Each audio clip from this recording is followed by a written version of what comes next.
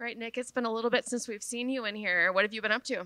Not much. Just been training a lot. I was hoping to fight a little earlier than this, but it just didn't work out. But we're here now, and I'm ready to go. How frustrating is that to you? I mean, it's been, I don't know, like 10 months, seems Yeah. like. It's frustrating for sure. I want to be active. I've been active since I started fighting, so it was definitely weird not to fight for this long. But I just used it to my advantage. The best I could. Try to get as good as I could, and I'm ready to go now. So it is what it is. I know you took your debut on short notice and it didn't go your way. Can you kind of talk to me a little bit about how you recover from that, what you learn from that, and going forward, how you adjust to make sure that doesn't happen again? Obviously it sucked. Nobody wants to lose. I had never lost before, but just try to learn as much as I could from it.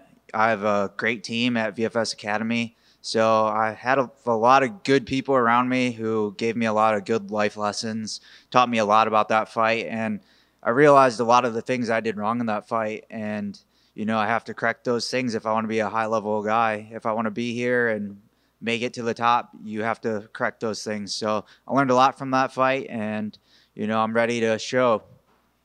I know you did a grappling match in that time off. How was that for you? Was it nice to be able to have a little bit of competition in in the meantime? Yeah, I've done a few of them. I've done maybe like three or four of them since. I just try to stay active. I always want to be competing. This is my life. I've been training since I was 10 years old.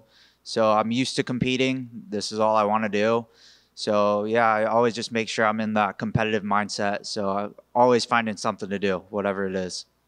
Is there a little bit of pressure on your shoulders knowing you're coming off that loss? You kind of had, I don't want to call it an excuse, but you had some reasons why maybe that loss happened. Like I said, it was short notice, but you won't have that this time. So is there pressure on you that you have to perform and this is really your debut, really showing what you are?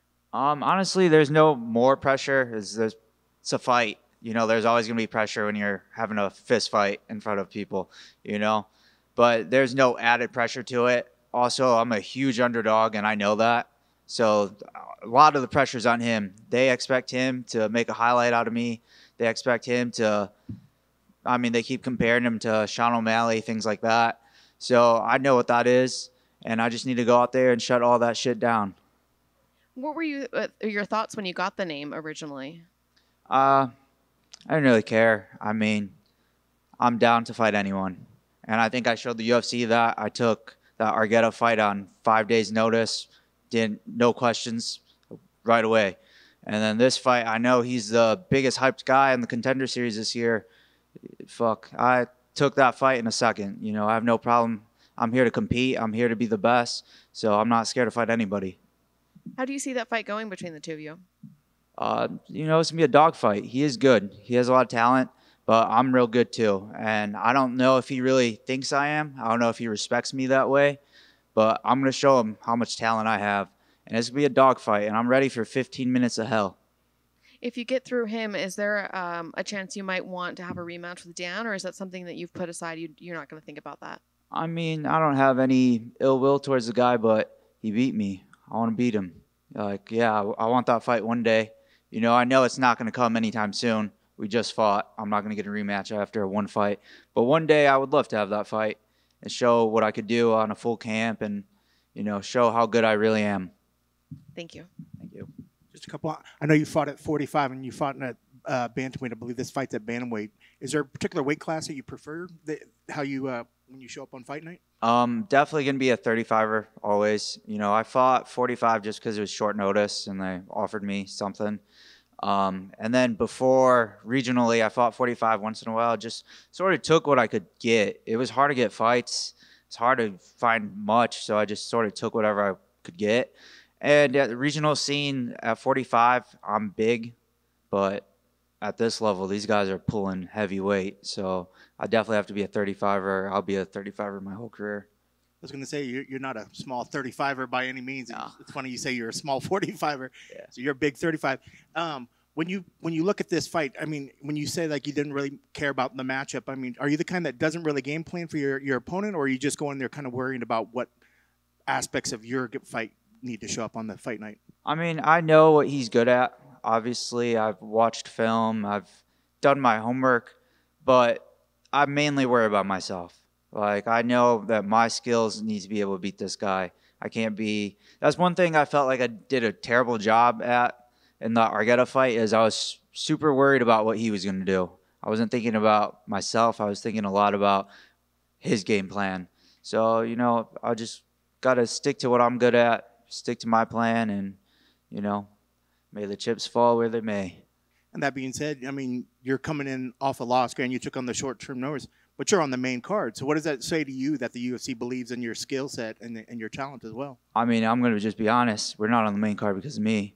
I'm 0-1 in the UFC at 135. Those guys don't get on the main card. We're on the main card because this is supposed to be his show. It's supposed to be his coming out party. So, yeah, I'm realistic about that. I know what it is, and it's my job to shut it all down. So that's what I'm gonna go do Saturday. I was gonna say, does that give you a little extra motivation to go out there and steal that hype from this guy and shut it all down? Yeah, I mean, obviously it'd be a big win. I think this has a lot of eyes. I think this is one of the bigger fights on this card for sure. I think, because people really want to see him. So I could take all that hype. I could take everything. So that's my plan, and yeah, I'm ready to go. And if somebody hasn't seen you fight before, what can they expect out of your type of a fight? I'm just a dog. I'm gonna go fight. I'm good everywhere. I'm confident everywhere. I know people might have opinions about me in certain areas, but I know what I can do. I know I'm prepared. I know I train with the best. I mean, I'm training with killers every day. I get pushed every day, So I lose in the gym all the time. So I'm getting better from that, and I'm ready. Awesome. Best of luck on Saturday. Thank you. So, my man, thanks for taking the time. Appreciate it. Thank you.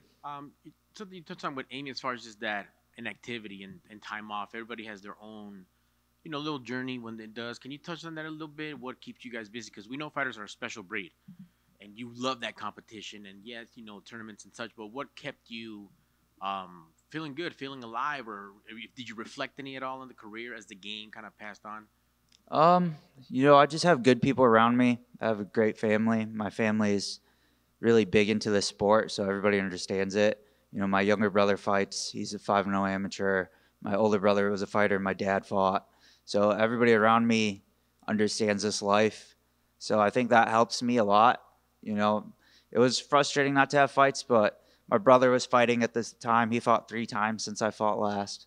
So just being around this world all the time, cornering people, things like that, gives you that feel. It's not the exact same, but it gives you the feeling of what a fight is like.